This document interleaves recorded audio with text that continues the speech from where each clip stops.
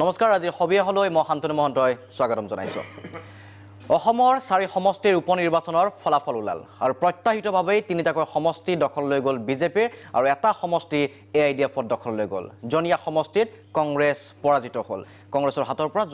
জনিয়া সমষ্টি এআইডিএফৰ হাতলৈ গৈছে আৰু সমান্তৰালভাৱে ৰাষ্ট্ৰীয় প্ৰেক্ষাপটৰো দুখন ৰাজ্যৰ ওপৰত সমগ্ৰ দেশৰ দৃষ্টি নিবদ্ধ আছিল মহাৰাষ্ট্ৰ আৰু হাৰিয়ানা মহাৰাষ্ট্ৰটো যি ধৰণৰ এক্সিট পোল ওলাইছিল সেই ধৰণে ফলাফল হোৱা পৰিলক্ষিত হৈছে কিন্তু তাৰ বিপৰীতে হাৰিয়ানাত কিছু অংক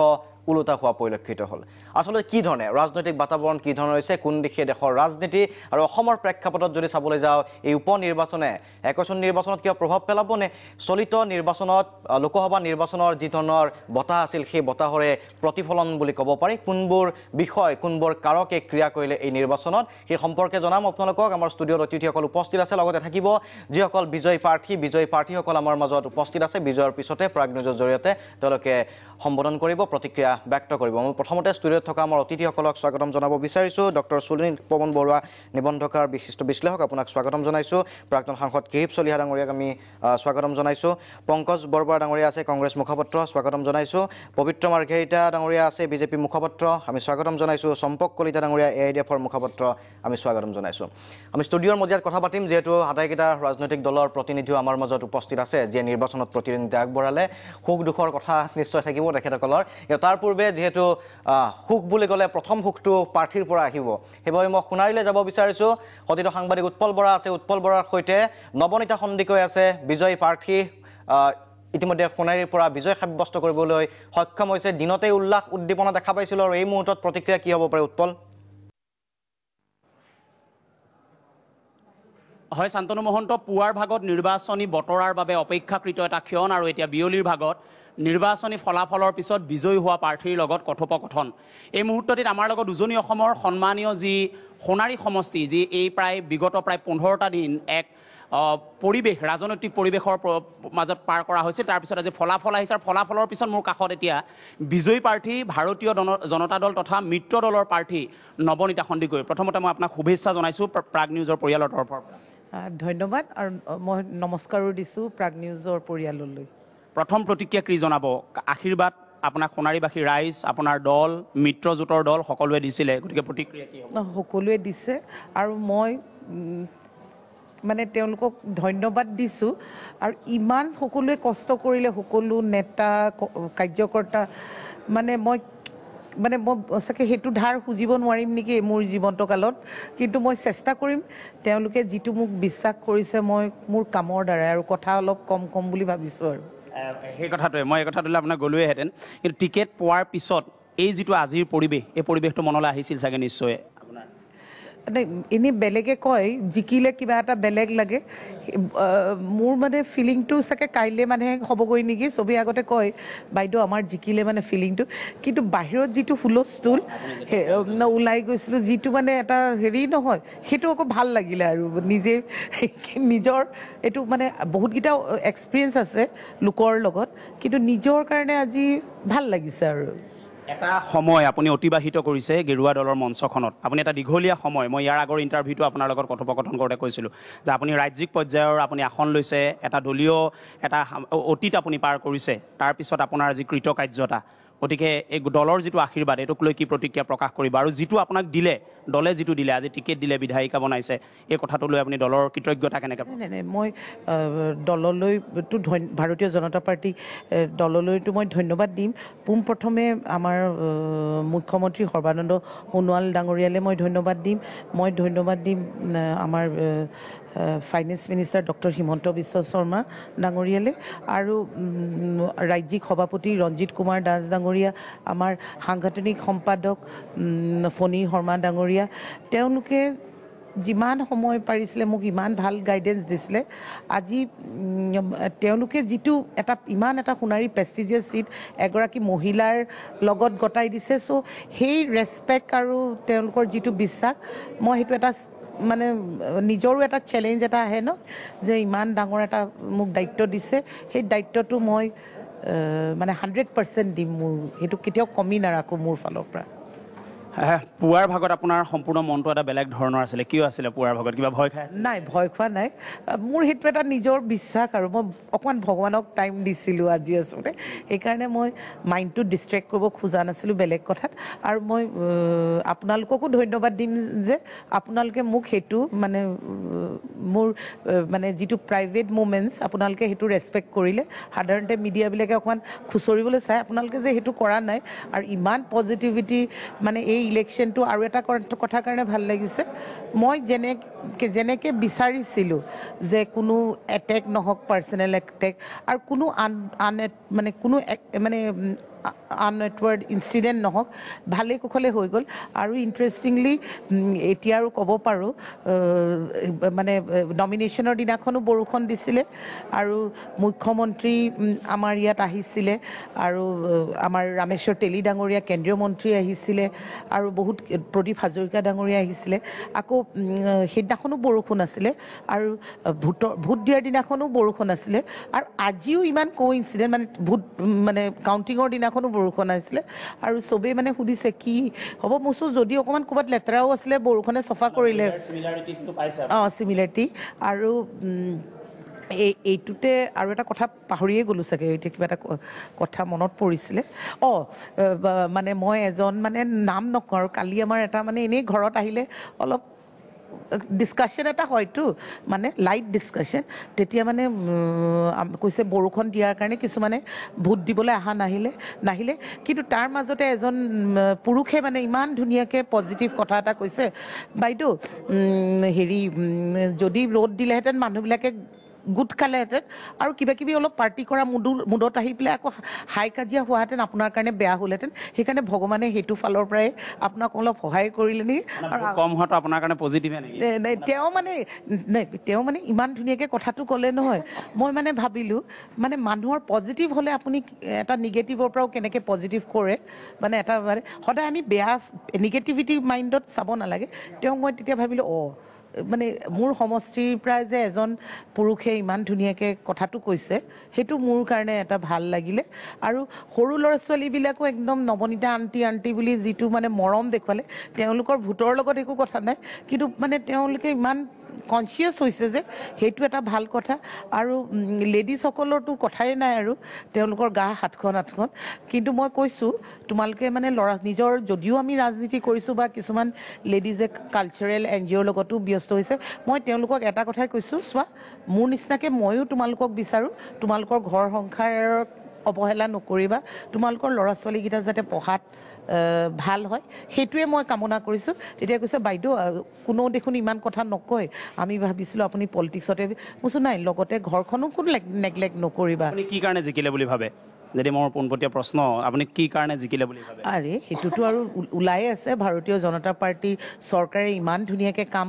কৰিছে সেইকাৰণে আৰু জিকাটোতো নিশ্চিতেই আৰু দলৰ কাৰণে না আপোনাৰ একো নাছিল নেকি ইয়াত আপোনাক চিনি পায় লোকেলি তেওঁলোকে মৰম কৰে এতিয়া আমি চৰকাৰখনকে ক্ৰেডিট দিওঁচোন তেওঁলোকেতো ভাল কাম কৰি আছে কিয়নো সদায় এতিয়া নেক্সট ইলেকশ্যনটোতহে গম পাম নিজৰ কামখিনি যদি ভাল হৈছে তেতিয়া ক্ৰেডিট ল'ম নহ'লে হ'ব পৱন গগৈ ডাঙৰীয়াই কিছু কাম কৰিছিলে তেওঁ সাংসদ হৈ পেলাই গুচি যোৱাৰ কাৰণে কামখিনি কিছু জেগাত ৰৈ গ'ল ত' আপোনাৰ যাত্ৰাটো ক'ৰ পৰা আৰম্ভ হ'ব কামৰ বহুতকেইটা ৰাস্তা আধা বনোৱা হৈ আছে আৰু পানীটো বহুত জেগাত হোৱা নাই মহিলাসকলে কৈছে আৰু প্লাছ ইলেক্ট্ৰিচিটি প'ষ্টো হৈছে গৈ আৰু নাই হোৱা আৰু সেইবিলাক চবেই নহয় এতিয়া মানে কোনো কথা নাই যোনে কংগ্ৰেছকো ভোট দিলে আজি এইটো ইলেকশ্যনত মই কাৰো লগত একো মনত থোৱা নাই চব মোৰ কাৰণে এতিয়া সমান কাৰণ এতিয়া মোক সোণাৰীৰ বিধায়িকা হিচাপে যেতিয়া আজিৰ পৰা হৈছোঁ আৰু চাৰ্টিফিকেটখন পামেই আৰু কিন্তু তেওঁলোককো কৈছোঁ তেওঁলোকৰ মনত যি আছে মোক লিখিতভাৱে দিয়ক খুলি পেলাই মোৰ মুখৰ আগত কওক মই একো কাকো বেয়া নাপাওঁ সেইটো মই ভাবিম তেওঁলোকে যে মোক খুলি পেলাই ক'ব পাৰিছে সেইটো উৎপল বৰা ধন্যবাদ জ্ঞাপন কৰিছোঁ পৰৱৰ্তী সময়ত আমি আহিম নৱনীতা সন্দিকৰ ওচৰলৈকে এয়া প্ৰথম প্ৰতিক্ৰিয়া আছিলে আচলতে যথেষ্ট উৎফুল্লিত সেয়া স্বাভাৱিক গতিকে যিধৰণে আশা কৰা হৈছিল সেই আশা কৰা ধৰণে বিজেপিয়ে ফলাফল লাভ কৰিছে পবিত্ৰ মাৰ্ঘেৰিটা ডাঙৰীয়া আপোনাৰ ওচৰলৈকে আহিব বিচাৰিছোঁ বিজয়ী প্ৰাৰ্থীগৰাকীয়ে ইতিমধ্যে নিজৰ মতামত ব্যক্ত কৰিছে সেয়া সোণাৰীৰ কথা কিন্তু বাকী সমষ্টিকেইটাতো যিধৰণে প্ৰত্যাশা আছিল আপোনালোকৰ সেইধৰণে বিজয় সাব্যস্ত কৰিলে কিন্তু প্ৰত্যাহ্বানৰ সন্মুখীন ক'ত হ'ল আচলতে প্ৰত্যাহ্বান ৰাতাবাৰীত কিছু প্ৰত্যাহ্বানৰ সন্মুখীন হ'ল আপোনালোক? সেই বুলিও নাভাবোঁ বিভিন্ন দৃষ্টিকোণৰ পৰা বিভিন্ন মত থাকিব পাৰে কিন্তু এইটো একেবাৰে আচলতে ক্লিন চুইপ অতি সুন্দৰভাৱে মসৃণভাৱে জিকিছে অৰ্ধ লক্ষাধিক ভোটত ৰাজেন বৰঠাকুৰ জিকিছে নমনীতা সন্দিকৈও খুব ভাল ব্যৱধানত জিকিছে গতিকে এইটো অৱধাৰিত আছিল ইয়াত আনকি কংগ্ৰেছেও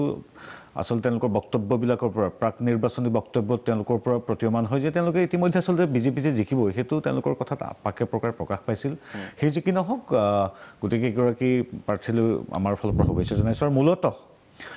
দুটা কথা আছে কেন্দ্ৰীয় ৰাজ্য চৰকাৰে একেবাৰে গ্ৰাছৰুট লেভেলত বা একেবাৰে তৃণমূল পৰ্যায়লৈকে প্ৰতিগৰাকী নাগৰিকৰ বাবে যিখিনি কাম কৰিছে হাজাৰ নেতিবাচক সমালোচনা হওক বা যি বিভিন্ন ধৰণৰ প্ৰচাৰ নহওক কিয় ব্যৱহাৰিকভাৱে যিহেতু ভোটাৰসকলে নিজে সা সুবিধা বিভিন্ন ধৰণৰ কাম দেখি আহিছে গতিকে তেওঁলোকক নতুনকৈ বুজাই লাভ নাই তেওঁলোকে নিজে যিটো বুজিব জনতা জনাৰ্দনে সেইটো ইয়াত ইভিএমৰ যোগেদি প্ৰকাশ পাইছে দ্বিতীয়তে ভাৰতীয় জনতা পাৰ্টীৰ যি সাংগঠনিক যি পৰিকাঠামো বুলি কওঁ বা যিটো নেটৱৰ্ক সেইটো অতি শক্তিশালী আপোনালোকে জানে প্ৰতিটো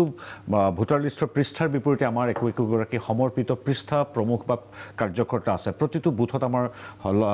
শতাধিক ব্যক্তি আছে গতিকে এই সাংগঠনিক শক্তি আচলতে আজিৰ তাৰিখত মই গৌৰৱেৰে কৈছোঁ যে কাৰো নাই গতিকে সাংগঠনিক শক্তি আৰু ইতিবাচক কাৰ্যক্ৰমণিকা এই দুইৰ সংমিশ্ৰণতহে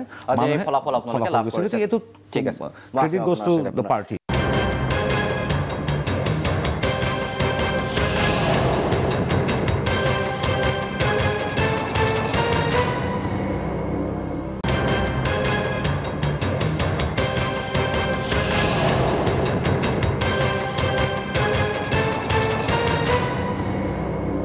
পংকজ বৰবৰা ডাঙৰীয়া কি ক'ব আজিৰ দিনটোৰ ফলাফলে হতাশ নিশ্চয়কৈ কৰিছে আপোনালোকক অসমৰ ক্ষেত্ৰত যদি আমি পাতোঁ ৰাষ্ট্ৰীয় প্ৰেক্ষাপটত যাম বাৰু পৰৱৰ্তী সময়ত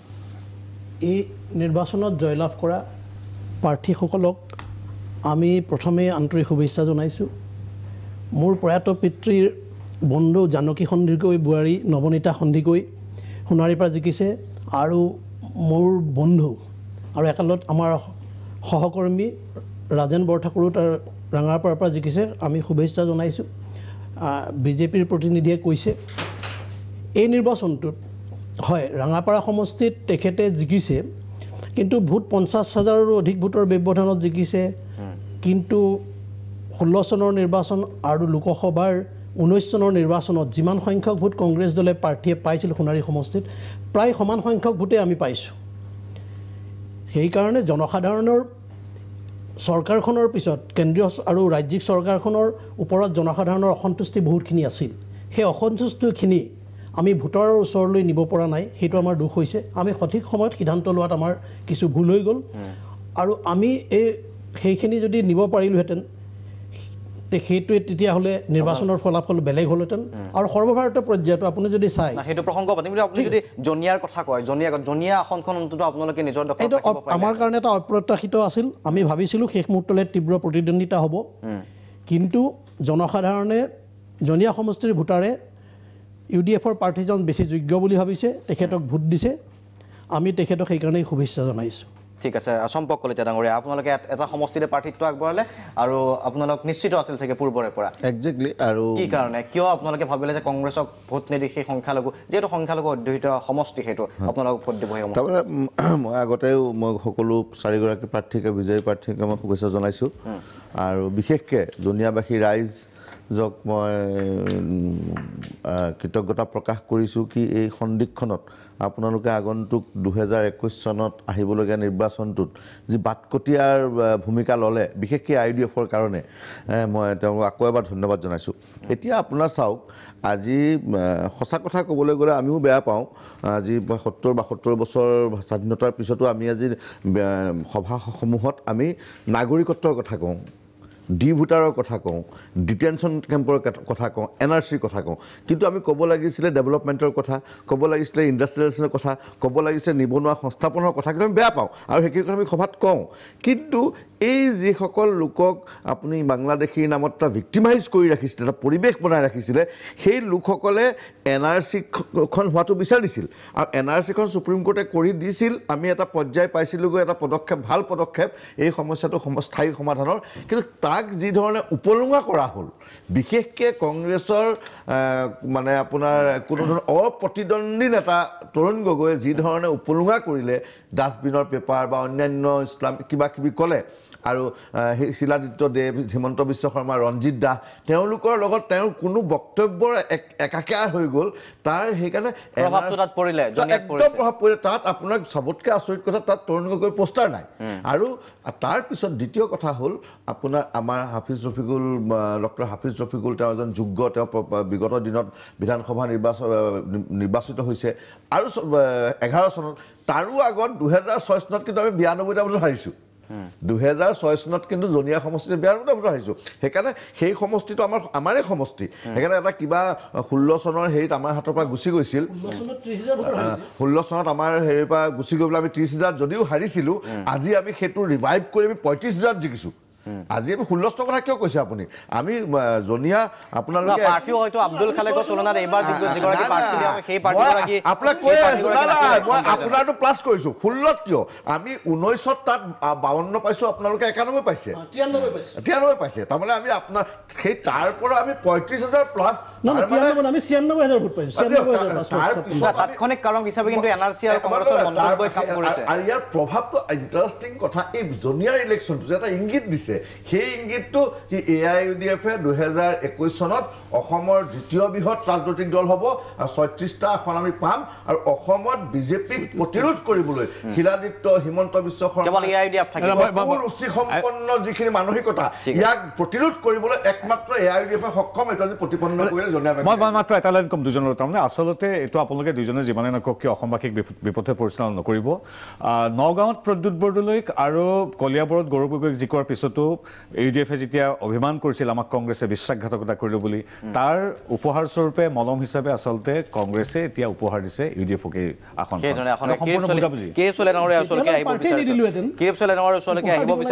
আজিৰ নিৰ্বাচনৰ প্ৰেক্ষাপটত চম্পক কলিতা ডাঙৰীয়া এটা কথা উল্লেখ কৰিছে যে যি ধৰণৰ ৰাজনৈতিক প্ৰেক্ষাপট হৈছে এতিয়া NRCকে আদি কৰি বিভিন্ন প্ৰসংগসমূহত আচলতে কংগ্ৰেছৰ এটা দোদুল্যমান অৱস্থা এটা আছে বিভিন্ন প্ৰসংগত তেওঁলোকৰ নেতৃত্বই আজি হিন্দু বঙালীয়ে হওক বা NRCয়ে হওক যদি ব্ৰহ্মপুত্ৰ উপত্যকাত আন এটা ক'ব লাগে বৰাক উপত্যকাৰ নেতৃত্বই বেলেগ এটা ক'ব লাগে আজি যদি তৰুণ গগৈয়ে কিবা এটা বেলেগ ক'ব লাগে আব্দুল খালেকে বেলেগ ক'বলগীয়া হৈছে জনীয়াত গতিকে মানুহখিনি অলপ আঁতৰি যোৱা পৰিলক্ষিত হৈছে গতিকে সেই ধৰণৰ এটা সম্ভাৱনা নুই কৰিব নোৱাৰি অদূৰ ভৱিষ্যতে হয়তো এফালে বিজেপি বিৰোধী হিচাপে AIUDF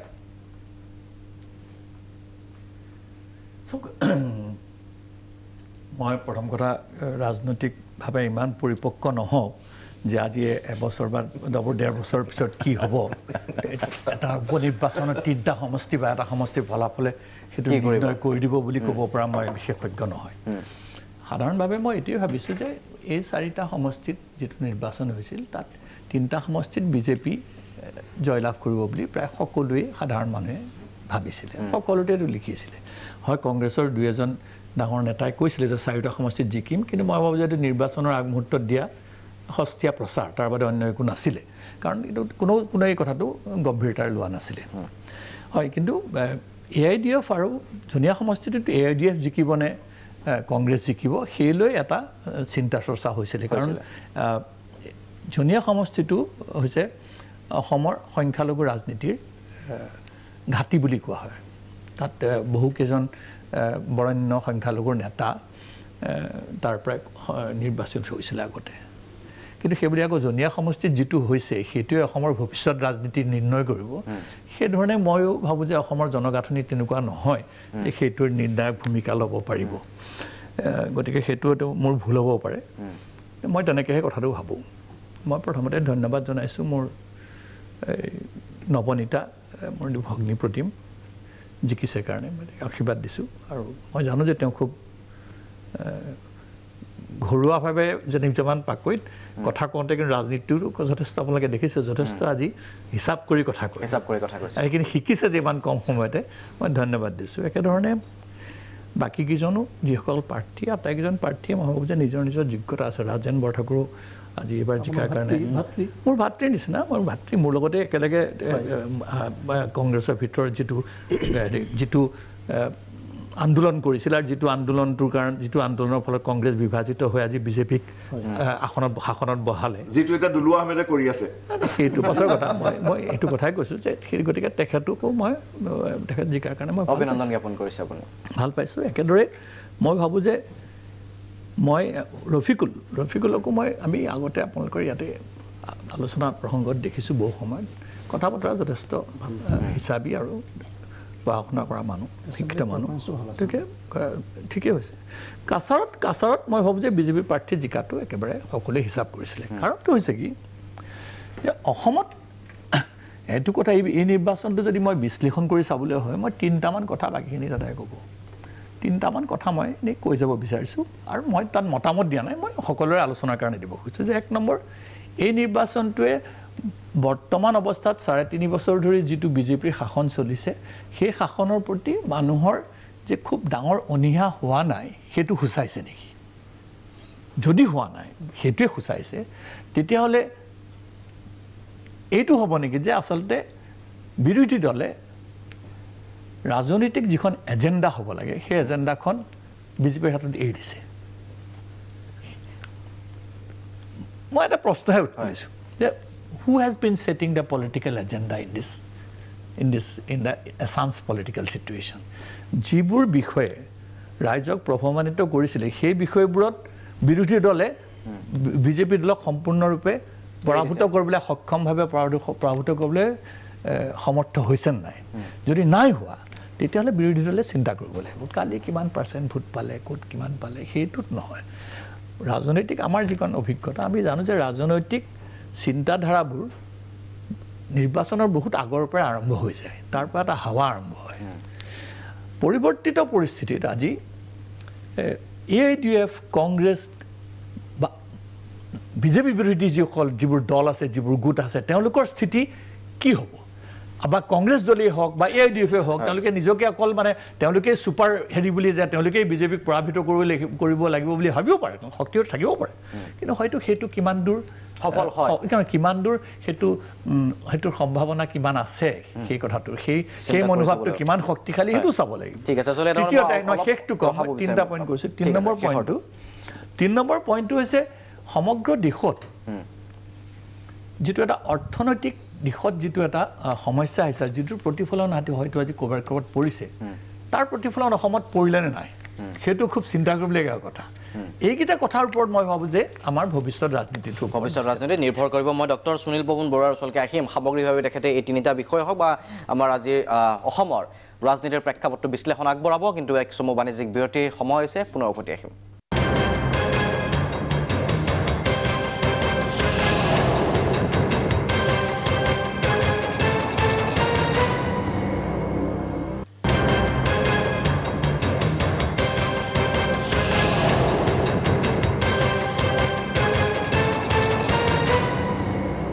উভতি আহিছোঁ সবিয়াসৰ পৰৱৰ্তী অংশলৈ। আমি কথা পাতি আছোঁ 4 সমষ্টিৰ উপ নিৰ্বাচন সম্পৰ্কে। ডক্টৰ সুনীল ববন বৰুৱা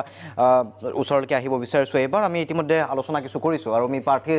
মতামত ব্যক্ত কৰিছোঁ, আৰু প্ৰাৰ্থী আছে, প্ৰাৰ্থীসকল বিজয়ী প্ৰাৰ্থীসকল আমাৰ লগত আছে লাইনত, আমি তেখেতসকলৰ সৈতেও কথা পাতিবলৈ চেষ্টা কৰিম। কিন্তু আপুনি কি ধৰণে বিশ্লেষণ কৰিছে 4 সমষ্টিৰ যি উপ নিৰ্বাচন, আচলতে কোনবোৰ কাৰকে প্ৰভাৱ বিস্তাৰ কৰিলে? কিৰীপ চলিহা ডাঙৰীয়াও 3টামান প্ৰশ্ন উত্থাপন কৰিছে তাত। চাওক, যোৱা 20 অক্টোবৰ তাৰিখে 2খন ৰাজ্য আৰু 17খন ৰাজ্যৰ উপ নিৰ্বাচনৰ অংশ বিশেষ হৈছে বৰ্তমান এই 4খনৰ যিটো আমাৰ ফলাফল। এই 4খন জনীয়া কথাটো অকণমান মই বাদ দিছোঁ। 3খনত আচলতে কোনো ধৰণৰ সৰ্বভাৰতীয় বা বৰ্তমান চলিত যিটো আমাৰ যিটো সংকট বা অৰ্থনৈতিক সংকট বা অন্য ধৰণৰ যিবিলাক সংকট বা সামাজিক ক্ষেত্ৰত যিবিলাক পৰিৱৰ্তনে দেখা দিছে, সেইবিলাকৰ কোনো ধৰণৰ তাত প্ৰভাৱ পৰা নাই। আৰু বাস্তৱিকতে আচলতে এয়া যোৱা মে মাহত যিটো লোকসভাৰ নিৰ্বাচন হৈছিলে, তাৰ এটা অংশ বিশেষ বুলি ক'লেও নহ'ব। তাৰ 3 সমষ্টিত সম্পূৰ্ণ তাৰ প্ৰভাৱ আছে। সেইকাৰণে আৰম্ভণিৰ পৰা এই 3 সমষ্টিৰ যিটো ফলাফল কি হ'ব সেইটো নিশ্চিত আছিলে, আৰু সেইটোৱে হৈছে। কিন্তু জনীয়া কথাটো বেলেগ, কাৰণ জনীয়াত এটা ডাঙৰ প্ৰশ্ন আহিছে যে বিজেপি দলে কেন্দ্ৰত আৰু আমাৰ ৰাজ্যত সম্পূৰ্ণ কৰ্তৃত্ব স্থাপন কৰাৰ পিছত অসমৰ যিসকল ধৰ্মীয় বা ভাষিক সংখ্যালঘু যিসকল আছে সেইসকলে এতিয়া কোনফালে ঢাল খাব তেওঁলোকৰ সমৰ্থন এই ক্ষেত্ৰত বিজেপিক আঁতৰাই যদি আমি দুটা দলৰ নাম লওঁ এটা নাম ল'ব লাগিব কংগ্ৰেছ আৰু এটা হ'ল AIUDF আৰু জনিয়াৰ ক্ষেত্ৰত এটা প্ৰমাণ হ'ল যে সংখ্যালঘু ধৰ্মীয় সংখ্যালঘুসকলে কংগ্ৰেছৰ পৰা লাহে লাহে আঁতৰি আহিছে আৰু AIUDFৰ ফালে তেওঁলোকে গতি কৰিছে কাৰণ তাৰ কাৰণ আছে যে NRCৰ ক্ষেত্ৰত আৰু আনকি কেবৰ ক্ষেত্ৰতো কংগ্ৰেছ দলৰ যিটো ভূমিকা সেই ভূমিকাত বোধহয় তেওঁলোক সন্তুষ্ট হ'ব পৰা নাই জনিয়া সমষ্টিটো যদিও বৰ এটা খুব অসমৰ 126টা সমষ্টিৰ ভিতৰত এটা খুব সাংঘাতিক লেখৰ সমষ্টি বুলি আমি হয়তো চিহ্নিত কৰিব নোৱাৰোঁ কিন্তু এই সমষ্টিত কংগ্ৰেছৰ এনেকুৱা তাত এটা আধিপত্য আছিলে যে প্ৰাক্তন এসময়ৰ ৰাষ্ট্ৰপতি ফখৰুদ্দিন আলী আহমেদ ডাঙৰীয়াৰ তেখেতৰ একেবাৰে ঘৰুৱা সমষ্টি আছিলে আৰু আনকি অগপৰ যেতিয়া উত্থান হৈছিলে সেই সময়তো বোধহয় জনিয়া কংগ্ৰেছৰ হাততে আছিলে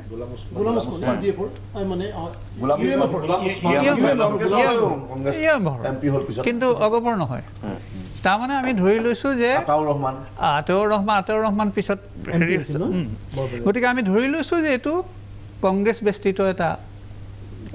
সমষ্টি কিন্তু এতিয়া AIUDFে তাত নিজৰ আধিপত্য বিস্তাৰ হ'ল অকল এইবাৰেই নহয় 2011তো AIUDFৰ হাতত আছে গতিকে মই ভাবোঁ যে এই যিটো সমষ্টি বৰ্তমান যিটো ফলাফল আমি চাৰিটাত দেখিলোঁ এইটোৱে 2021ৰ যিটো বিধানসভাৰ নিৰ্বাচন হ'ব সেই বিষয়ে এটা ইংগিত বহন কৰিছে আৰু যিবিলাক এলায়েন্স হ'ব এই এলায়েন্স যিবিলাক মানে ইয়াত জোট বন্ধন হ'ব সেই জোট বন্ধন কোনফালে গতি কৰিব তাৰো এটা আভাস দিয়া হৈছে ইয়াৰ পৰা হয়তো এটা গুৰুত্বপূৰ্ণ কথা কৈছে হ'ব পাৰে ইয়াৰ পৰা ইংগিত বিশ্লেষণ কৰিব লাগিব এটা কথা আমি কেবৰ বিষয়ে আমি অত্যন্ত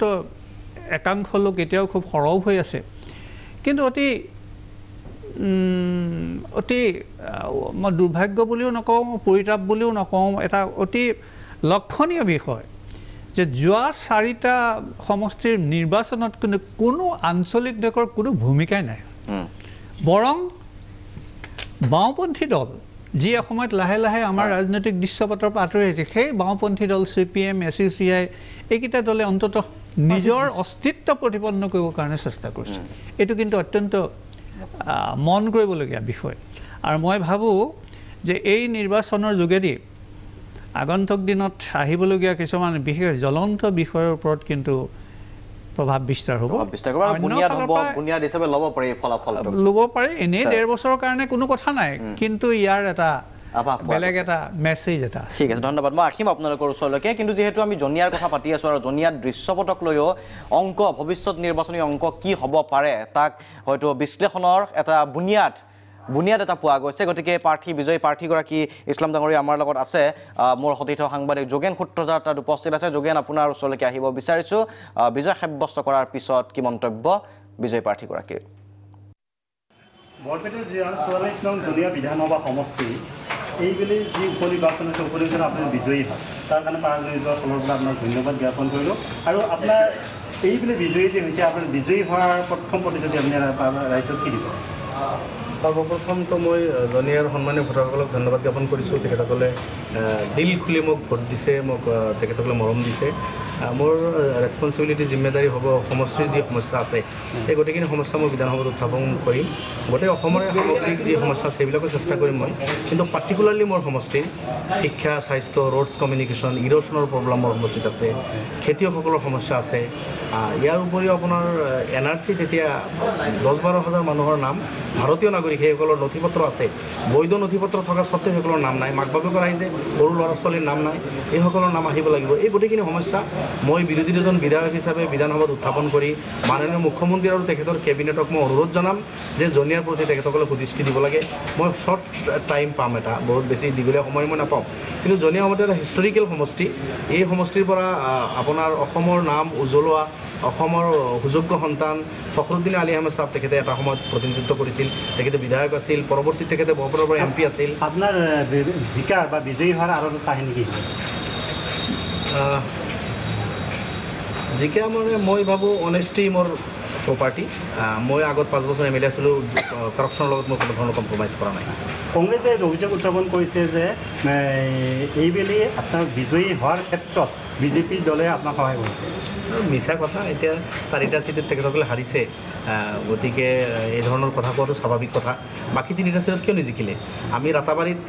MP ইলেকশ্যনত 37,000 ভোট পাইছিলোঁ এইবিলাক আমি কেণ্ডিডেট দিয়া নাই আমি কেণ্ডিডেট দিলে কংগ্ৰেছৰ পৰা সেই 37,000 আৰু কম হ'লহেঁতেন কিন্তু মই শুনিছোঁ যে আমাৰ 37 আৰু কংগ্ৰেছৰ যে 11,000 ভোট পাইছিল গোটেইখিনি মিলাই যিমান ভোট হয় ইয়াতকৈ কংগ্ৰেছ তলত গুচি গৈছে তাত কোনে ক্ষতি কৰিলে আমি ক্ষতি কৰিলোঁ নেকি আমি কেণ্ডিডেট নিদিয়াৰ কাৰণে কংগ্ৰেছৰ লাভে হৈছে লাভৰ মাজত কংগ্ৰেছৰ যিখিনি ভোট আমাৰ আৰু কংগ্ৰেছৰ সেইখিনিও ৰাখিব পৰা নাই সেইখিনিও হেৰালে গতিকে এই ধৰণৰ কথা বাৰ্তা কৈ বেলেগৰ ওপৰত ব্লেম দি লাভ নাই কংগ্ৰেছে মই ভাবোঁ আত্মমন্থন কৰাৰ প্ৰয়োজন আহিছে তেখেতসকলৰ যিটো নেৰ' মাইণ্ড মন যিটো একেবাৰে মনটো বহল কৰিব লাগিব কংগ্ৰেছে মন বহল কৰি বেলেগৰ পৰা শিকি ক'ত তেখেতসকলৰ ভুল হৈছে সেইখিনি শুধৰাই আৰু যদি আগবাঢ়ে তেখেতসকলে আগুৱাব পাৰিব নহ'লে 4টা চিট ইলেকশ্যন 0 হৈ গ'ল আমি সৰু এটা দল এটা চিটত ফাইট কৰিছে আৰু আমি জিকিছোঁ কংগ্ৰেছে এই 3টাৰ পৰা কোনোবা এটা আনিলে আমি ভাল পালোঁহেঁতেন আমি বেয়া নাপালোঁহেঁতেন কিন্তু সেইকেইটাত হাৰি আকৌ UDFৰ ওপৰত ব্লেম দিয়া এইটো কথা ঠিক নহয় বিজেপিৰ চৰকাৰ বৰ্তমান চলি আছে গতিকে আপোনাৰ মুছলিম কেইগৰাকীমান ADFৰ বিধায়কে সবল স্থিতি গ্ৰহণ কৰিব নে বিধানসভাত চাওক মই ভাবোঁ চৰকাৰ এটা দায়িত্ব ৰেছপনচিবিলিটি গোটেই অসমৰ প্ৰতি আছে বিৰোধীৰ কোন দলৰ কোন কেইজন বিধায়ক সেইটো প্ৰশ্ন নাহে এইটো আপোনাৰ নিৰ্বাচিত চৰকাৰ 126টা সমষ্টি মাননীয় মুখ্যমন্ত্ৰীৰ সমানভাৱে দায়িত্ব আছে যে 126টা সমষ্টিৰ প্ৰতি তেখেতে সমান দৃষ্টি দিয়া ফাইনেন্স মিনিষ্টাৰ আছে বা অন্যান্য মিনিষ্টাৰ স্বাস্থ্য শিক্ষামন্ত্ৰী যিসকল আছে সমদৃষ্টি দিয়া তেখেতসকলৰ এইটো মই ভাবোঁ নৈতিক দায়িত্ব আৰু সেই শপত খাই তেখেতসকলে বহিছে চকীত বহিছে গতিকে তেখেতসকলে যদি দায়িত্ব পালন নকৰে জনগণৰ ওচৰত তেখেতসকলে 21ত জব দিব মই জনিয়াৰ বিধায়ক হিচাপে নিৰ্বাচিত হৈছোঁ জনিয়াৰ সমস্যাৰ কথা মই চৰকাৰৰ আগত দাঙি ধৰিম আৰু ৰিকুৱেষ্ট কৰিম মই তেখেতসকলক যে এই সমষ্টিৰ জনগণৰ সমস্যাবিলাক তেখেতসকলে সমাধান কৰাৰ কাৰণে তেখেতসকলে মনৰ বিষ কৰিব লাগে মই চেষ্টা কৰিম কংগ্ৰেছৰ গৃহবন্দলে আপোনাক কিছু সহায় কৰিছে নেকি বিজয়ত মই সেইটো নহয় মই মোৰ এককভাৱে চেষ্টা কৰিছোঁ জনগণৰ ওচৰত গৈছোঁ জনগণে মোক মৰম দিছে মই আগতো 5 বছৰ MLA আছিলোঁ তেতিয়াও চেষ্টা কৰিছোঁ এতিয়া আমাৰ দলৰ সন্মানীয় সভাপতি মৌলানা বদৰুদ্দিন আজমল চাহাব তেখেতৰ যিটো নিকা ভাৱমূৰ্তি আৰু তেখেতৰ যিটো অনেষ্টি এজন দক্ষ লিডাৰ অসমৰ সকলো জনগোষ্ঠীৰ কাৰণে তেখেতে কথা কয় আৰু বৰ্তমান যদি আমি ক'ব বিচাৰোঁ AIUDF একমাত্ৰ দল যি দল অসমৰ ভাষা কৃষ্টি কালচাৰৰ কাৰণে আমি যুঁজি আছোঁ আপোনালোকে স্পষ্ট চাওক আজি কেব আনিব বিচাৰিছে বিজেপিয়ে AGPও গৈ বিজেপিৰ লগত মিলিছে গতিকে কেব আনিলে কি পৰিণাম হ'ব পাৰে অসমৰ প্ৰত্যেকজন নাগৰিক এইটো বুজি পায় কংগ্ৰেছ দল বৰাকবেলিত গৈ তেখেতসকলে কেৱল পক্ষত বিজেপিৰ লগত একাকাৰ হৈ যায় ব্ৰহ্মপুত্ৰ বেলিত আহিলে অলপ ব্যতিক্ৰম তেখেতসকলে হয় কিন্তু AIUDF একমাত্ৰ দল আমি স্পষ্টভাৱে এই কথা আমি কৈছোঁ যে 71ৰ পিছৰ মুছলমান হওক আৰু হিন্দু হওক এজনো বিদেশী অসমত থাকিব নালাগে কিয়নো 71ৰ পিছত এতিয়া যদি বাংলাদেশৰ পৰা অহা হিন্দুসকলক আমি ৰঙাদলি চাপাৰি দিওঁ অসমৰ ভাষা কিন্তু আমি বচাই ৰাখিব নোৱাৰোঁ অসমৰ কৃষ্টি কালচাৰ আমি বচাই ৰখাব মুস্কিল হ'ব গতিকে মই অসমৰ সৰ্বশ্ৰেণীৰ ৰাইজক অনুৰোধ কৰিম আপোনালোকে গণতান্ত্ৰিক পদ্ধতিত ৰাস্তাত উলিয়াই আহি চৰকাৰক বাধা দিয়ক যাতে এইটো কোনোপধ্যেই ঠিক কৰিব নোৱাৰে আমাৰ দল এই এজেণ্ডা লৈ আমি চলি আছোঁ গতিকে NRCৰ পক্ষত কেৱল বিপক্ষত সেই গতিকে জনগণ আমাক আঁকোৱালি লৈছে NRC আৰু কেবে জ্ঞাপন কৰিছোঁ যোগেন সূত্ৰধাৰ ধন্যবাদ জ্ঞাপন কৰিছোঁ AIUDFৰ এজেণ্ডা ক্লিয়াৰ কেৱল বিপক্ষত NRCৰ পক্ষত আৰু সেই এজেণ্ডা লৈ আচলতে জনিয়াৰ নিৰ্বাচনী বৈতৰণি পাৰ কৰিছে তাৰ বিপৰীতে কংগ্ৰেছ কিন্তু দোদুল্যমান অৱস্থাত থকা পৰিলক্ষিত হয় কংগ্ৰেছে জনিয়াত যিটো ক'ব সেইটো দিছপুৰত ক'ব নোৱাৰে দিছপুৰত যিটো ক'ব সেইটো শিলচৰত ক'ব নোৱাৰে সেয়া দুৰ্ভাগ্য আজিৰ তাৰিখত আৰু সেইবাবেই হয়তো না মাইনৰিটিৰ হৈ থাকিল না মেজৰিটিৰ হৈ থাকিব পাৰিছে বৰবৰা ডাঙৰীয়া কি কয় বিশ্লেষণৰ সময় আহিছে এটা নিৰ্দিষ্ট ষ্টেণ্ড লোৱাৰ প্ৰয়োজন আহি পৰিছে আচলতে কাৰ লগত থাকিব কাৰণ সাম্প্ৰতিক সময়ত দেখা পোৱা গৈছে যে জাতীয়তাবাদী এটা ধাৰা ৰাষ্ট্ৰীয়বাদী ধাৰালৈ পৰ্যবেসিত হৈ গৈছে ঢাপলি মেলি গৈছে গতিকে কংগ্ৰেছৰ কি হ'ব পাৰে এতিয়া নিৰ্বাচনী প্ৰেক্ষাপটৰ আজিৰ প্ৰেক্ষাপটৰ পিছত লগতে সমান্তৰালভাৱে মই একে প্ৰশ্নই উত্থাপন কৰিছোঁ যে ৰাষ্ট্ৰীয় প্ৰেক্ষাপটত যদি আপুনি চাই আজিৰ তাৰিখত হয় কংগ্ৰেছে হয়তো আশা যিধৰণে কৰিছিল এক্সিট পল যিধৰণে আশা কৰিছিল তাতকৈ ভাল ফলাফল হাৰিয়ানাত দেখুৱাবলৈ সক্ষম হৈছে গতিকে একেবাৰে নস্বাদ হৈ যোৱা নাই কংগ্ৰেছ এতিয়াও কিন্তু হয়তো ষ্ট্ৰেটেজিৰ প্ৰয়োজন আছে নাই ষ্ট্ৰেটেজিৰ প্ৰয়োজন আছে মই প্ৰথমতেই কৈছিলোঁ যে আজি সৰ্বভাৰতীয় পৰ্যায়ত যদি চাই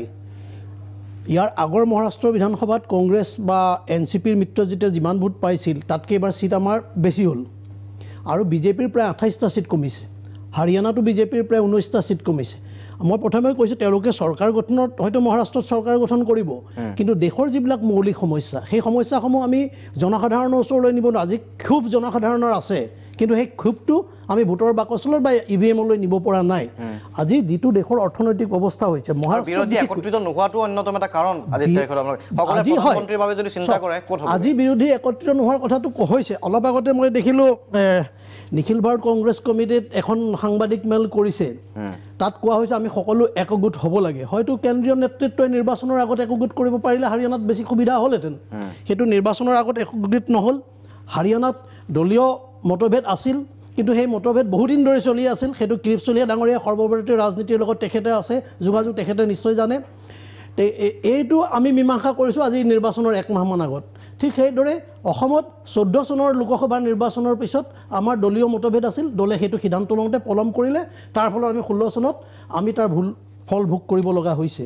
আজি মহাৰাষ্ট্ৰত আজি বেংকবিলাকত যিটো অৱস্থা হৈছে এতিয়া পাঞ্জাব এণ্ড মহাৰাষ্ট্ৰৰ বেংকত যিটো হৈছে গোটেই লোন দি দিছে আপুনি নিশ্চয় জানে বেংকবিলাকে নিৰ্দিষ্ট পৰিমাণ SLR আৰু CRR মেইনটেইন কৰিব লাগে 25% এতিয়া অলপ কমাই 19 চনৰ 18 অক্টোবৰ তাৰিখে ৰিজাৰ্ভ বেংকে নতুন এখন চাৰ্কুলাৰ কৰি অলপ কমাই দিছে কমাই দিলেও এতিয়া যিটো কৰিব লাগে সেইটো ৰক্ষা কৰা নাই কিন্তু যোৱা 5 বছৰত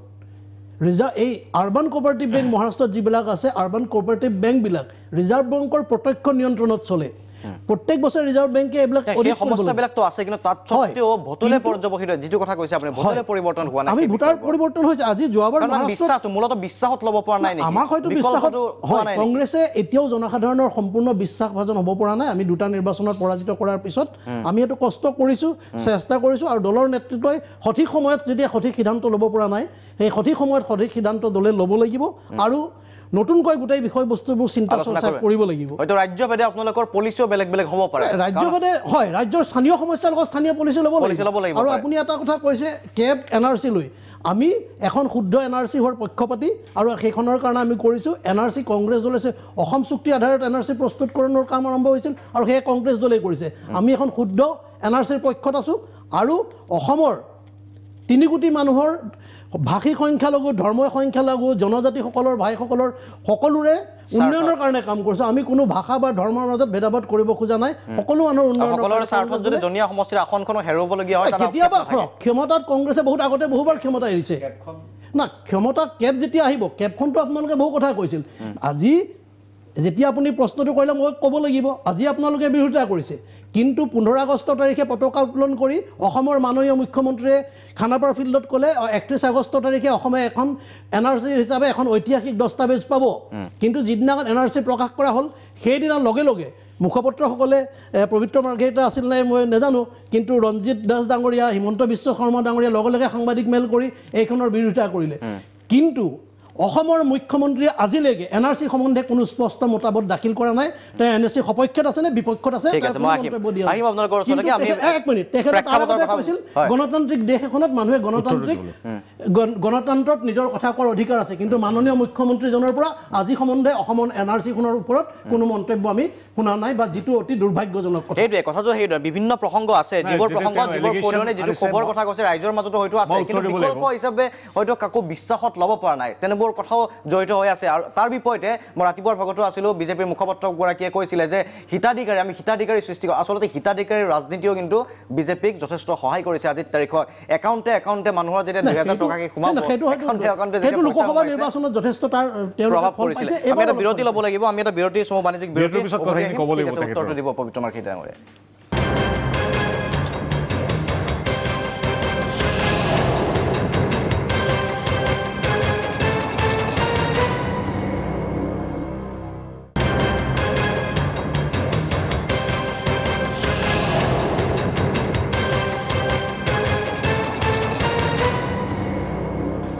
সবিয়াসৰ পৰৱৰ্তী অংশলৈ কি হ'ব দেশৰ ৰাজনীতি কি হ'ব অসমৰ ৰাজনৈতিক ভৱিষ্যত আমি প্ৰাৰ্থীসকলৰ সৈতে কথা পাতি গৈছোঁ ষ্টুডিঅ'ত আলোচনা কৰি গৈছোঁ ৰাতাবাৰীৰ বিজয় মালাকৰৰ প্ৰতিক্ৰিয়া কি আচলতে বিজয়ৰ পিছত আমি কিছু চাই লওঁ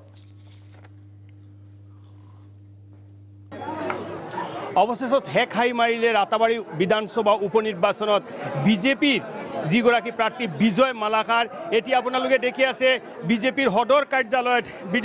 কাৰ্যালয়ত আহি জয়ী প্ৰাৰ্থীক লৈ কৰ্মীবিলাকে উল্লাস বনাই আছে ইয়াতে আছে বিধায়ক কৃষ্ণেন্দু পাল বিজেপিৰ সভাপতি এতিয়া তেওঁলোকৰ এটা মিঠাই এতিয়া মিঠাই মুখ কৰা হ'ব আপোনালোকে এই দৃশ্যটো প্ৰাগ নিউজত আপোনালোকে দেখি আছে যে কিদৰে প্ৰায় দলীয় সমৰ্থকক উচ্ছ্বাসিত হৈ আছে আপোনালোকে দেখি আছে ইয়াতে এতিয়া মিঠাই মুখ কৰা হ'ব আমাৰ দলীয় বিজয়ী প্ৰাৰ্থী বিজয় মালাকাৰক মই দেখি আছোঁ তেওঁ জ্যেষ্ঠ নেতাসকলক লৈ গিয়ে সোমাইছে ইতিমধ্যে বৰাক উপত্যকা জোনৰ যিজন সাংগঠনিক সম্পাদক নিত্যভূষণ দেয়াই ইতিমধ্যে আহি বিজেপি কাৰ্যালয়ত আহি উপস্থিত হৈছে আছে কৃষ্ণেন্দু পাল আছে বিজেপিৰ জিলা সভাপতি সুব্ৰত ভট্টাচাৰ্যকে লৈ বিজেপিত মই ভিডিঅ' যেনে আহাটোলে দেখাব যে কিদৰে কৰ্মী সমৰ্থকৰ মাজত এটা উল্লাস কাৰণ এইটো এটা বিজেপি পুনৰ দখল কৰিলে ৰাতাবাৰী বিধানসভা নিৰ্বাচন মই অলপ চেষ্টা কৰিম যে যদি দলীয় প্ৰাৰ্থীৰ লগত অলপ এটা দুটা কথা কোৱাৰ মই চেষ্টা কৰি আছোঁ ইয়াতে দেখি আছোঁ বিজেপিৰ দুগৰাকী বিজেপিৰ বিধায়কসকল আছে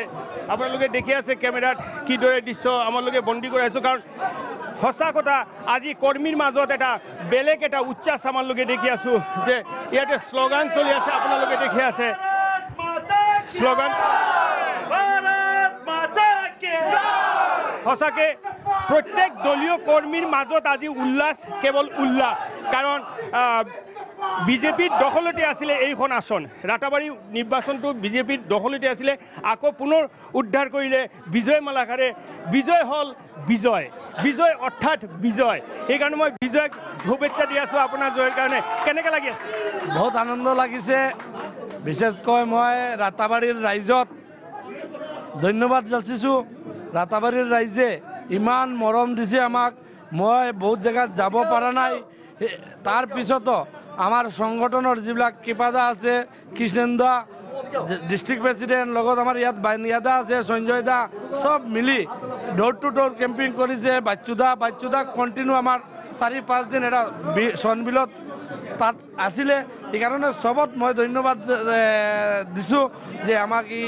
বিপুল ভোটে জিতাবৰ কাৰণে যিবিলাকৰ যি পৰিশ্ৰম আজি কাজত লাগিলে সঁচাকৈ বিজয় মালাকাৰৰ বিজয়ী হ'ল আগত ইমান দিনৰ এটা চিন্তা উদ্বিগ্নৰ মাজতে ৰাতাবাৰী সমষ্টিটো কিন্তু বিজেপিয়ে দখল কৰিলে মই আছে এই বিজেপি যে দখল কৰিছে যে দায়িত্বত আছিলে মূল দায়িত্বত পাটাৰখান্দিৰ বিধায়ক কৃষ্ণেন্দু পাল মই তেখেতৰ পৰা চমুকে মই জানিব বিচাৰিছোঁ কেনেকৈ লাগি আছে বহুত আনন্দ লাগি আছে আৰু সৰ্বপ্ৰথমে মই গোটেই ৰাতাবাৰী কনষ্টিটুৱেঞ্চিৰ যিমান আছিলে বিজয় মালাকৰ বিজয় সাব্যস্ত কৰাৰ পিছত প্ৰতিক্ৰিয়া ধন্যবাদ জ্ঞাপন কৰিছে দলীয় নেতৃত্বক এটা সময় বাণিজ্যিক বিৰতি পুনৰ উভতি আহিম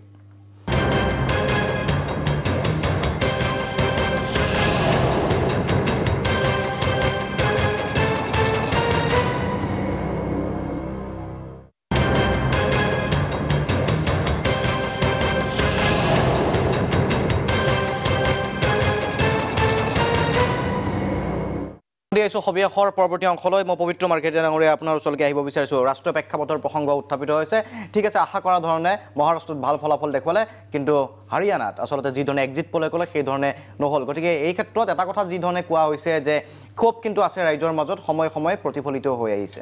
ক্ষেত্ৰভিত্তিক কিছু বা অঞ্চল ভিত্তিক কিছু অভ্যন্তৰীণ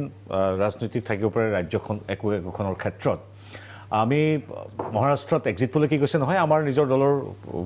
যি হিচাপ নিকাচ আৰু আমি ইতিমধ্যে আমাৰ ৰাষ্ট্ৰীয় সভাপতি ডাঙৰীয়াই একক সংখ্যাগৰিষ্ঠতা লভাৰ বাবে হাৰিয়ানাবাসীক ধন্যবাদ জনাইছে দেখা যাওক তাতো কিছু সমিল মিলেৰে চৰকাৰ হোৱাৰ সম্ভাৱনা অতি প্ৰবল আৰু অসমৰ ক্ষেত্ৰত আমাৰ ক'বলগীয়া নাই অসমৰ ৰাইজে ইতিমধ্যে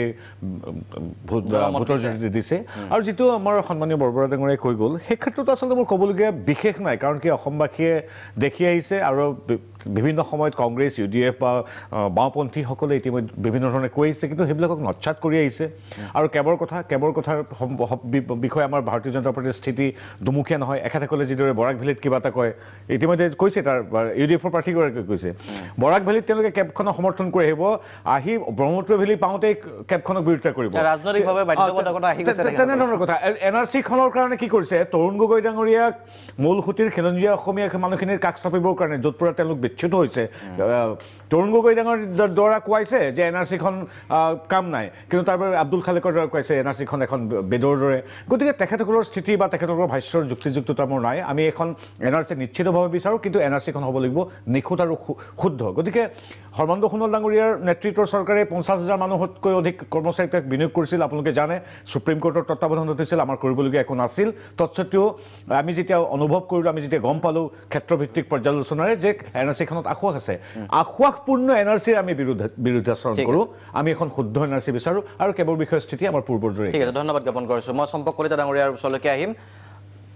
আপোনাৰ পৰা চমুকৈ এটা বাণিজ্যিক বিৰতি আৰু এটা আছে সেইকাৰণে চমুকৈ ক'ব লাগিব এই কংগ্ৰেছৰ যেনেকৈ কেব আৰু NRCৰ দুমুখীয়া নীতি বিজেপিৰো দুমুখীয়া নীতি কিন্তু বিজেপিত এনেকুৱা পৰিচয়ত আছে তেওঁলোকৰ দুমুখীয়া নীতিটো বুলডোজ হৈ যায় গভৰ্ণমেণ্ট আছে শাসন আছে কিয় মই আপোনাক কৈছোঁ তেওঁলোকৰ যিখন 16 চনৰ যিখন সংকল্প পত্ৰবাজি তাত একেখন হেৰিতে আছে আছাম চুক্তি লিটাৰেল স্পিৰিটত তেওঁলোকে হেৰি কৰিব ৰূপায়ণ কৰিব তাতেই কেবো আছে দুইটা যিটো একদম ওলোটা এইটো প্ৰথম কথা হিট এণ্ড ৰান বুলি কয় এইটো এই বিজেপিৰ এটা কৌশল দ্বিতীয়তে হাৰিয়ানাত তেওঁলোকৰ যিটো হৈছে আপোনালোকে চাব তেওঁলোকে যিটো পাৰ্চনেল বেনিফিট দিছে চাউল পইচা কিন্তু হাৰিয়ানাৰ UPৰ চামলি ডিষ্ট্ৰিক্টৰ পৰা আম্বালালৈকে এইটো যমুনা বেল্ট বুলি কয় এইটো ইমান চহকী বেল্ট তাত কিন্তু তেওঁলোকৰ সেই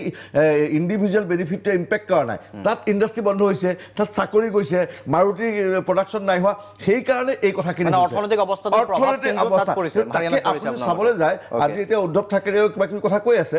মহাৰাষ্ট্ৰত তেওঁলোকে জইণ্টলি জিকিছে আৰু তাকো এতিয়া 50-50 যি হওক সেইকাৰণে আপুনি আজি এই দুখন ষ্টেটতো ইয়াতো হাৰিছে গভৰ্ণমেণ্ট গঠন কৰিব পৰা নাই সেইকাৰণে বিজেপিৰ ইমানখিনি মেচিনাৰী থকাৰ পিছতো বিজেপি চাব গ'লে আজি যিটো হ'ব যিটো তেওঁলোকৰ ৰিজাল্ট হাৰিয়ানাত যিটো ৰিজাল্ট হাৰিয়ানাৰ হেৰি মহাৰাষ্ট্ৰ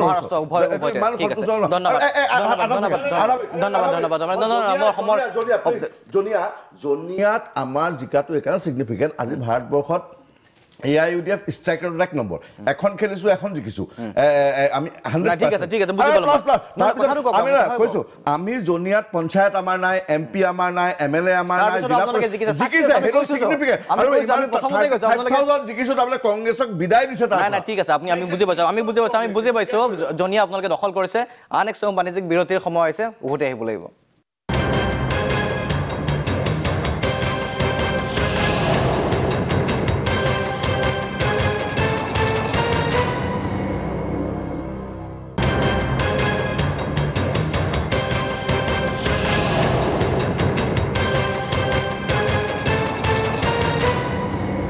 উভতি আহিছোঁ অনুষ্ঠানৰ শেষ অংশলৈ সময় আমাৰ কম আছে গতিকে আমি কথা পাতি আছিলোঁ অসমত নিৰ্বাচন উপনিৰ্বাচনৰ লগতে দুই ৰাজ্যৰ নিৰ্বাচনক লৈ কিৰিপ চলিহা ডাঙৰীয়াৰ ওচৰলৈকে আহিব বিচাৰিছোঁ ৰাষ্ট্ৰীয় ৰাজনীতিৰ লগতো আপুনি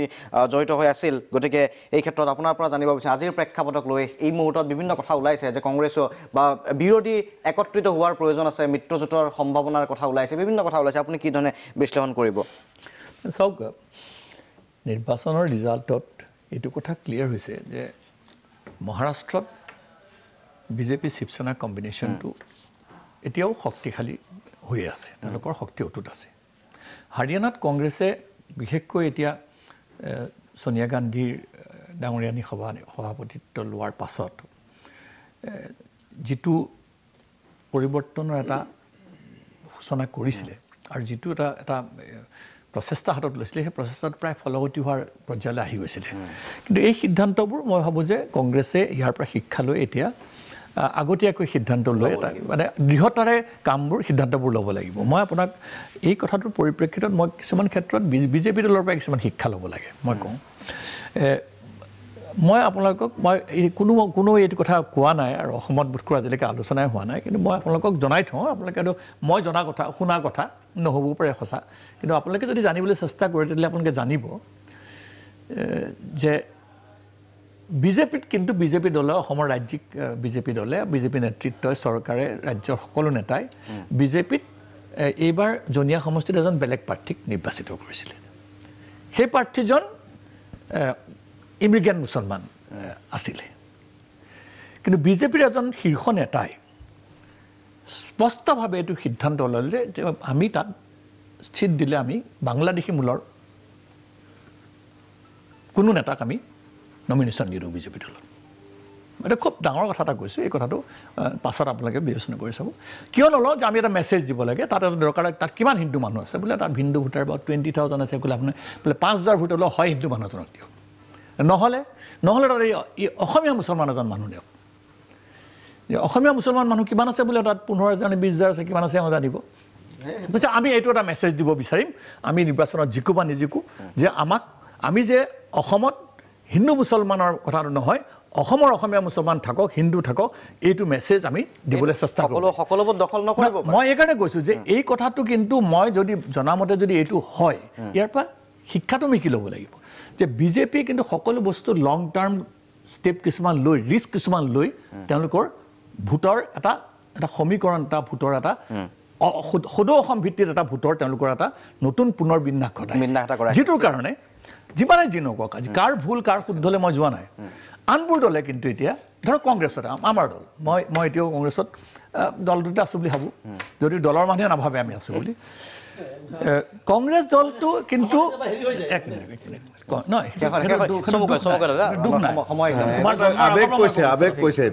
আবেগত কোৱা নাই একেবাৰে আগত কোৱা নাই স্পষ্টকৈ কৈছোঁ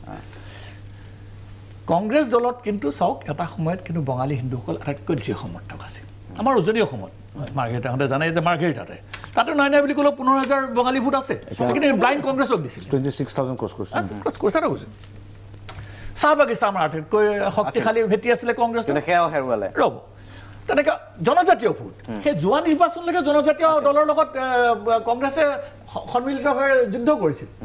আৰু অসমীয়া জেনেৰেল অসমীয়া মানুহ আৰু অসমত কংগ্ৰেছ দল সৃষ্টিয়ে হৈছিলে লীগ পলিটিক্সৰ বিৰুদ্ধে পাকিস্তানৰ বিৰুদ্ধে সেই বস্তু উলটি অহাৰ পাছত যদি কোনোবাই কাৰোবাক দুখ দি পেলাই কিবা এটা কয় কিন্তু মই শুদ্ধ বুলি নাভাবোঁ যে তাৰ বিপৰীতে কিন্তু বিজেপিয়ে যিবোৰ স্থিতি লৈছে সেই স্থিতিবোৰ এতিয়ালৈকে সফল হৈছে আৰু কংগ্ৰেছে তাৰ পৰা শিক্ষা ল'ব লাগে অন্য দলসমূহে শিক্ষা ল'ব লাগে ডক্টৰ সুনীল পৱন বৰুৱা তাৰ শেষৰটো মন্তব্য শেষৰটো সময় নাই কাৰণে আচলতে দীঘলীয়া কৰিব লাগিব বৰুৱা ছাৰ শেষৰটো আমি এতিয়া মানে ৰাজ্যৰ ৰাজনীতিৰ বিষয়ে বহুতখিনি কথা পাতিছোঁৱেই নহয় জানো কিন্তু এটা গুৰুত্বপূৰ্ণ কথা এইটো যে দুখন অতি বিশেষ শীৰ্ষস্থানীয় ৰাজ্যত নিৰ্বাচন হৈছে মহাৰাষ্ট্ৰ অৰ্থনীতিৰ কেপিটেল ৰাজধানী বম্বেত য'ত 44% মানুহে ভোট দিছে জনিয়াত দিছে 79% এইটো বৰ ভাল লক্ষণ নহয় সদায় বম্বেত কম হয় আৰু কম হৈছে কিন্তু প্ৰশ্ন হ'ল এই যে আপুনি এটা কথা ক'লে এতিয়াও শিৱসেনা আৰু বিজেপি শক্তিশালী মহাৰাষ্ট্ৰত মই ঠিক সেই ধৰণৰ কথা ভবা নাই কাৰণ আদিত্য ঠাকৰেক দুটা ঠাকৰে আদিত্য ঠাকৰেক এবাৰ প্ৰজেক্ট কৰিছে উৰলি সমষ্টিৰ পৰা প্ৰথমবাৰৰ বাবে 1966 চনত 14জন মানুহে শিৱসেনা প্ৰতিষ্ঠা কৰিছিল তাৰ 12জন মানেই হ'ল ঠাকৰে পৰিয়াল প্ৰথমবাৰৰ বাবে এনেই দিয়া নাই MLA হ'বৰ কাৰণে দিয়া নাই আৰু ইতিমধ্যে আজি এতিয়া ৰাষ্ট্ৰীয় চেনেলত ইতিমধ্যে ওলাই গৈছে যে এইটোৱে কিন্তু ভৱিষ্যতে শিৱসেনা আৰু যিটো মানে শীতল যুদ্ধ এই শীতল যুদ্ধৰ বিজেপিক ক্ষতি কৰিব আৰু এই যিটো 2014 চনত প্ৰথমবাৰৰ বাবে বিজেপিয়ে নিজাববীয়াকৈ চৰকাৰ গঠন কৰিছে কিন্তু মনত ৰাখিব মহাৰাষ্ট্ৰ হ'ল হিন্দুত্ববাদৰ ঘাটি কিন্তু কাৰ হাতত ধৰি শিৱসেনাৰ হাতত এতিয়া শিৱসেনা সেইটো সহ্য কৰিব নোৱাৰে আৰু সেইটো নাই প্ৰকাশ হৈ গৈছে সেইটো কথা ধন্যবাদ জ্ঞাপন কৰিছোঁ আচলতে চাৰি সমষ্টিৰ উপ নিৰ্বাচনৰ ফলাফল ওলাল 2 ৰাজ্যৰ নিৰ্বাচনী ফলাফল ওলাল সময় আচলতে আমাৰ নাই দুটাকৈ প্ৰেক্ষাপট আচলতে দুটাকৈ বিষয় কিন্তু আমি সময়ৰ অভাৱত আজি এই আলোচনা আমি কণ্টিনিউ কৰিব নোৱাৰিলোঁ পৰৱৰ্তী সময়ত চেষ্টা কৰিম আচলতে এই মুহূৰ্তত এটা বুনিয়াদ পোৱা গৈছে ভৱিষ্যতে ৰাজনীতি কোন দিশে গতি কৰিব বা এতিয়াৰ পৰা এই বুনিয়াদৰ ওপৰত ভিত্তি কৰি ৰাজনৈতিক দলসমূহে নিজৰ আঁচনি কি ধৰণে যুগুত কৰিব আৰু তাক লৈ নিশ্চয় তেওঁলোকে চিন্তা চৰ্চা কৰিব কিন্তু ৰাইজে ল'ব অৱশেষত শেষটো সিদ্ধান্ত ইয়াৰ লগে লগে আজি সবিশেষৰ পৰা মই শান্তনু মহন্ত বিদায় লৈছোঁ ধন্যবাদ